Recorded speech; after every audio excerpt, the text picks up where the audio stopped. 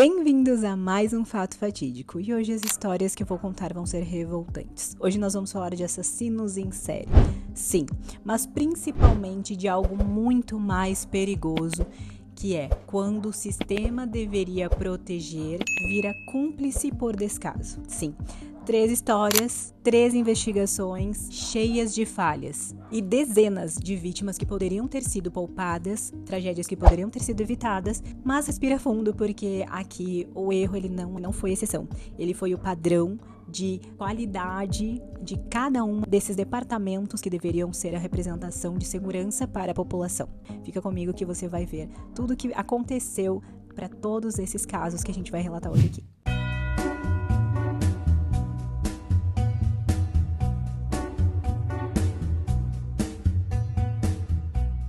Vamos começar por ele, o homem que, ao meu ver, acho que deu mais perdido na polícia. O famoso charme que matou, né?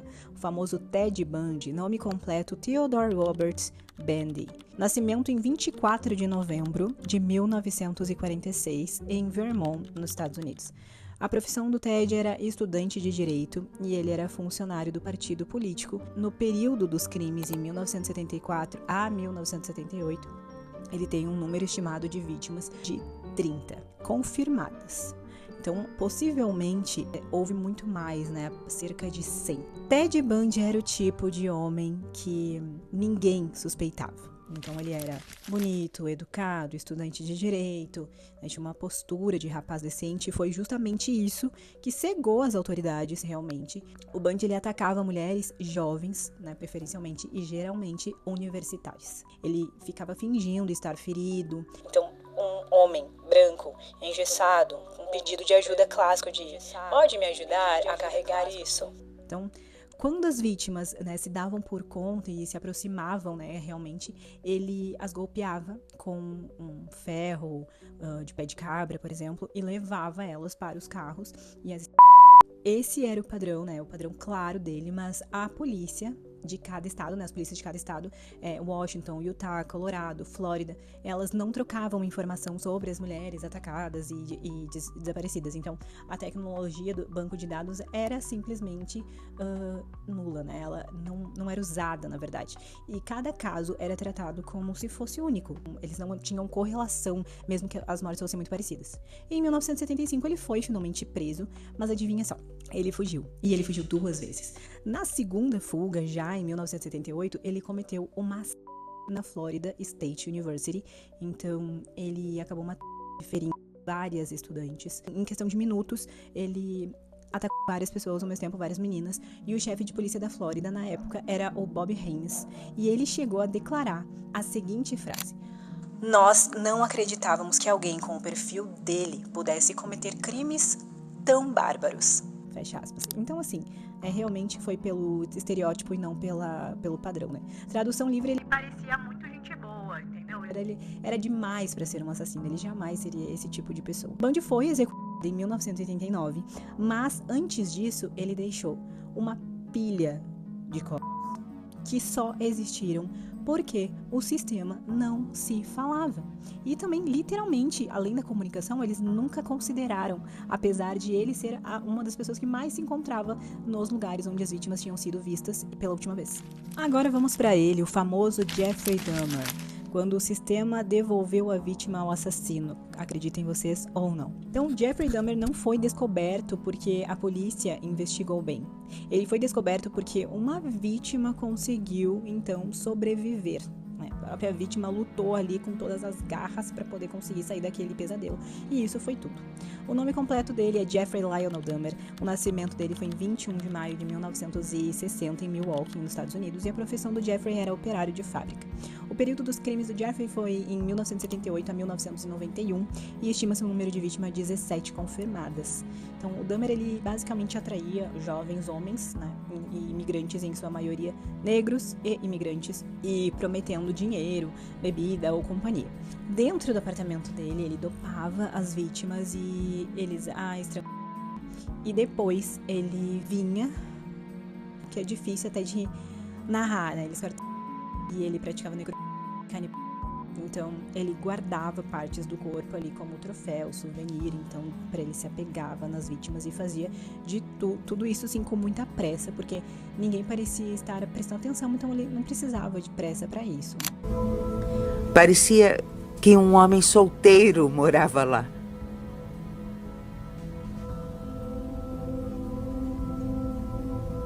Cheirava mal. Mas não era incomum sentir cheiro de urina ou cheiro de lixo que não era tirado há algum tempo. O caso do menino Konerak, quando a polícia escolheu não acreditar que ele era assassino, né? Em maio de 1991, o Konerak, ele era um garoto de apenas 14 anos e ele conseguiu fugir do apartamento do Dahmer. Ele estava nu, provavelmente adopado, ele estava sangrando, orientado, claramente drogado. E as vizinhas, né, chamaram a polícia imediatamente quando viram esse menino atordoado pela rua.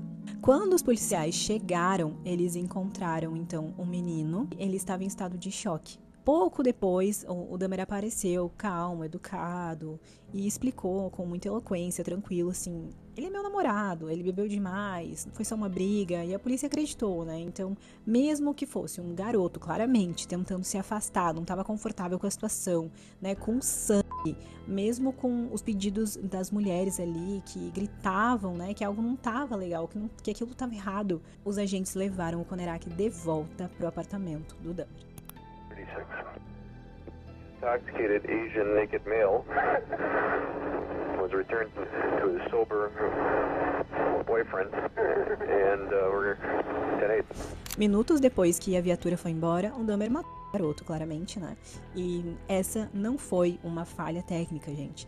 Foi um descaso, foi um preconceito e uma escolha consciente de não investigar. Mais tarde, então, um porta-voz do departamento da polícia resumiu que a lógica da decisão foi a seguinte, que os policiais acreditavam, né, estar lidando com uma situação doméstica, né, entre dois adultos, o que era claramente uma mentira, porque o menino Konerak era, obviamente, uma criança. Depois desse episódio, Dahmer continuou matando, claro, porque ele não ia parar. Pelo menos mais 4 vítimas morreram após esse erro, né, da polícia com o menino Konerak. E aí chega Tracy Edwards quando a vítima realmente fez o trabalho que o sistema não fez. 2 meses depois dessa situação do Konerak, em julho de 1991, Tracy Edwards entrou no apartamento de Dahmer e ele foi algemado. Dahmer seguiu ele com o protocolo, ele conseguiu se soltar parcialmente e fez algo que o sistema não tinha conseguido ainda fazer em anos. Então ele escapou vivo. O Trace correu pelas ruas e ainda algemado, porque ele tinha se libertado parcialmente, ele estava em pânico, ele estava tentando ali encontrar policiais e dessa vez, por causa da algema, talvez porque não dava mais para ignorar, né, porque daí toda a vida alguém diferente, eles acreditaram na vítima. E aí o Trace levou os policiais de volta ao apartamento, com um ato corajoso do Trace, ele leva para o apartamento e dentro do apartamento eles encontram fotos de corpos desmembrados. Restos humanos na geladeira, crânios, evidências inegáveis, né, de assassinatos em série. E fora o cheiro era pútrido lá dentro, então Jeffrey Dahmer caiu ali, né, não por uma investigação brilhante, mas porque uma vítima sobreviveu apesar do sistema. Né? Realmente foi apesar, não foi por causa do sistema. O chefe da polícia de Milwaukee, e na época era Philip Arreola, ele declarou depois que foi uma falha realmente grave de julgamento, claro, não me diga que novidade. E os policiais envolvidos no caso do menino Konerak, eles foram demitidos. Mas adivinha, meses depois eles foram reintegrados, readmitidos.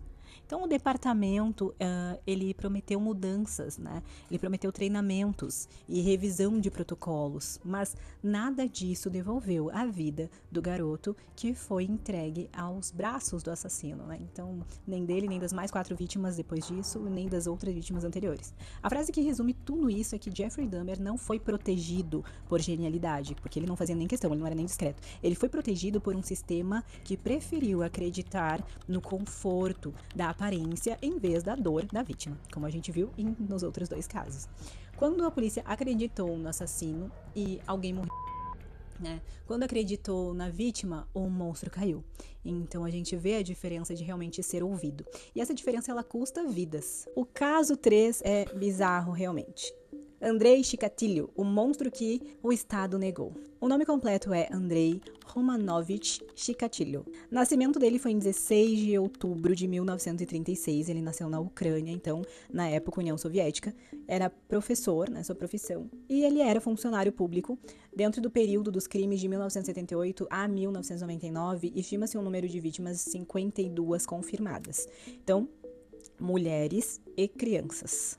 Na União Soviética, admitir que havia um assassino em série dentro daquela época praticando, né? Então aquilo era praticamente admitir fraqueza dentro do território deles e do regime deles.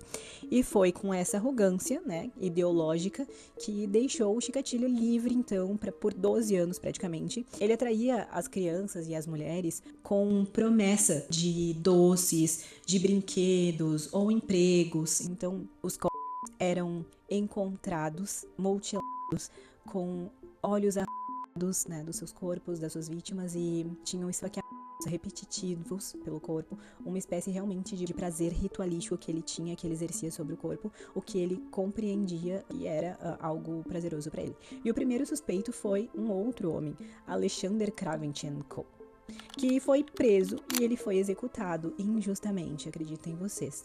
Enquanto o Chikatilo continuava então matando, o investigador principal do caso, Viktor Burakov, tentou alertar os superiores várias vezes que precisavam investigar o caso, mas assim, ele sempre ouvia, na União Soviética não existe assassino em série, né? Isso é coisa dos Estados Unidos, isso é coisa do Ocidente, isso não tem aqui. E quando finalmente eles prenderam o Chikatilo, em 1984 já não haviam provas suficientes e ele foi liberado. Então, assim, passou muito tempo.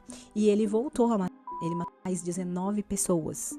E somente em 1990, com o uso de testes de DNA, que o caso foi realmente encerrado e o Chikatilo foi preso. Ele foi executado em 1994. Então o estrago já estava feito, foram 52 vítimas e centenas de famílias, né, devastadas, correlacionadas a essas vítimas. Na de 20 de novembro, uma semana após o corpo de Svitlana Korostik ter sido encontrado, a polícia rastreou Chikatilo até a cidade de Novacherkas e o prendeu.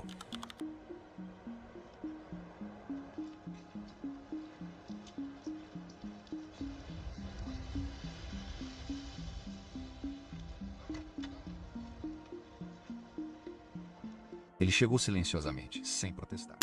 E um estado inteiro envergonhado pelo próprio silêncio. Então, era a própria União Soviética ali e trazendo o mal para o seu próprio povo por causa do seu regime autoritário e egocêntrico. Quando o processo realmente...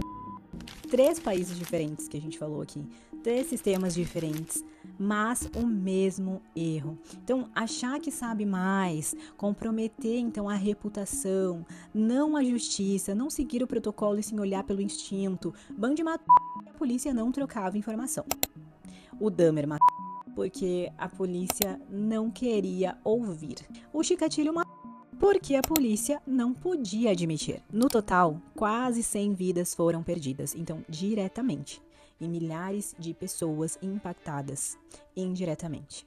Famílias, amigos, comunidades inteiras. O mais trágico de tudo isso é que eles poderiam ter sido detidos anos antes se o processo tivesse sido mantido e seguido, né? Então, da próxima vez que alguém disser o sistema está falhando, lembre-se disso. Às vezes, ele não falha por acidente.